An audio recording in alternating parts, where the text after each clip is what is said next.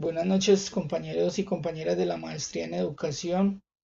Mi nombre es Hernando Henao Arias y hago parte también de la clase de políticas con el profesor Andrade y vamos a tratar el tema mm, de la inclusión, de los conceptos generales y de la forma en que hemos estado pensando la inclusión erróneamente desde tiempo atrás y a nivel profesional, tomándolo muy, digámoslo así, muy literal y quedándonos con ese concepto. Entonces, yo les voy a compartir pantalla para mostrarles un material que tengo en el programa CMAP Club, que es el CMAP Tools, que se descarga en el computador, pero entonces este es en la nube.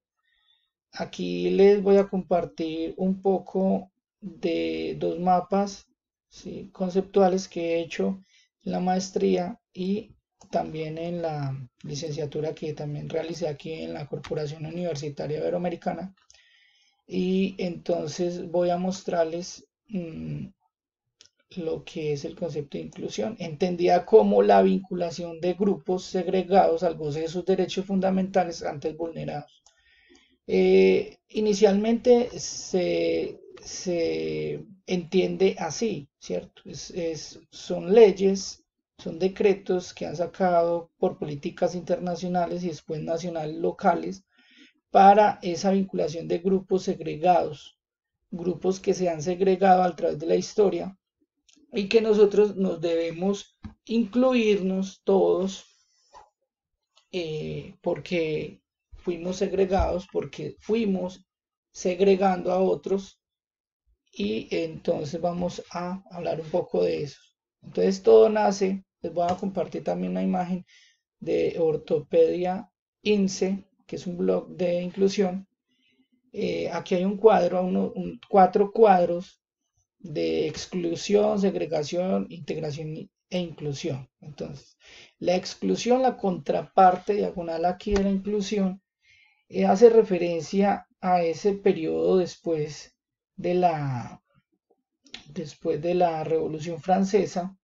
En Europa se excluía a todas estas personas que eran, entre comillas, los vagabundos, las personas que mantenían alcohólicas en la calle o que tenían algún retardo mental o un retraso mental, la mal llamada locos, los mal llamados locos que estaban en las calles. Entonces a estas personas las perseguían, las excluían de todas las instituciones, las perseguían y las metían a la cárcel.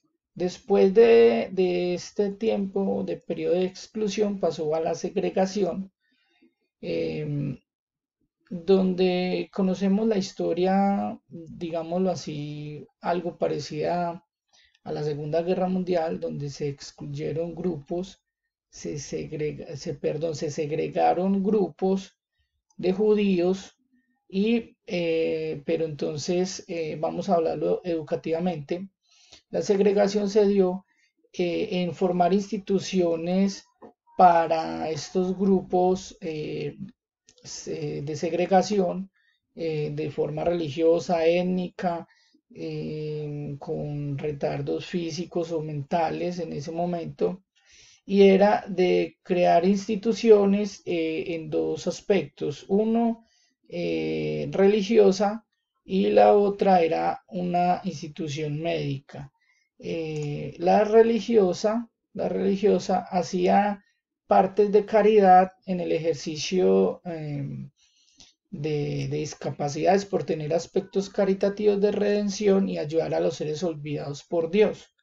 Sí, antes de esto, a los niños y a los adultos que tenían diferentes aspectos anormales para ese tiempo, los tiraban por, digámoslo, por montañas, por altitudes, por voladeros, digámoslo así, para matar a estas personas porque creían que era una condición demoníaca.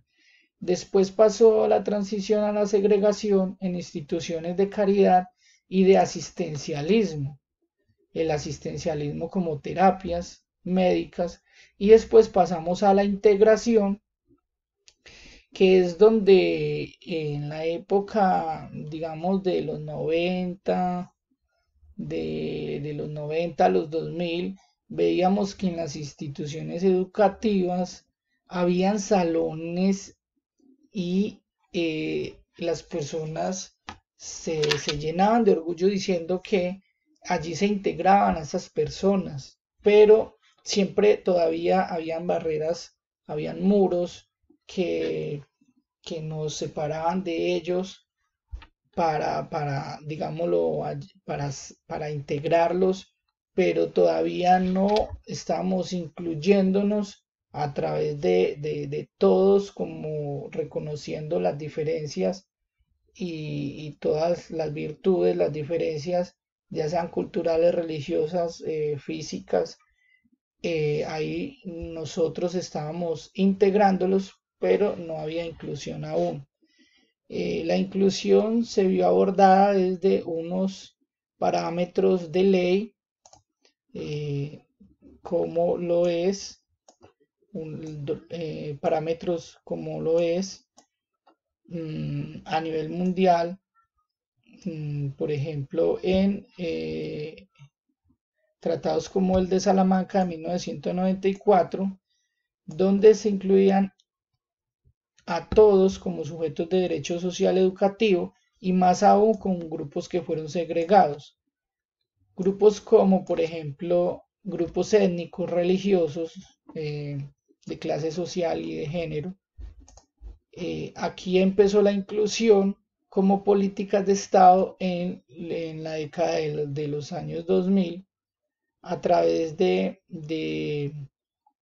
decretos que fueron vinculándolos a nivel educativo en Colombia.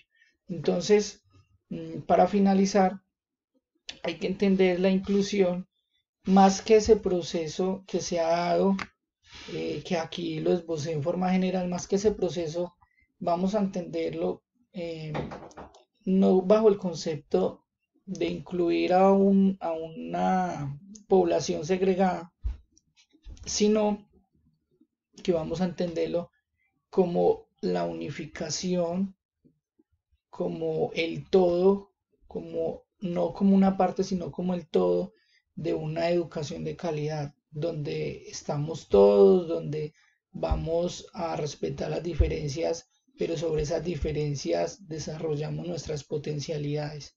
Entonces, esto fue una parte de los contextos y desafíos que estamos desarrollando o estamos sumergidos en esto y que debemos avanzar en pro de la educación. Muchas gracias y feliz noche.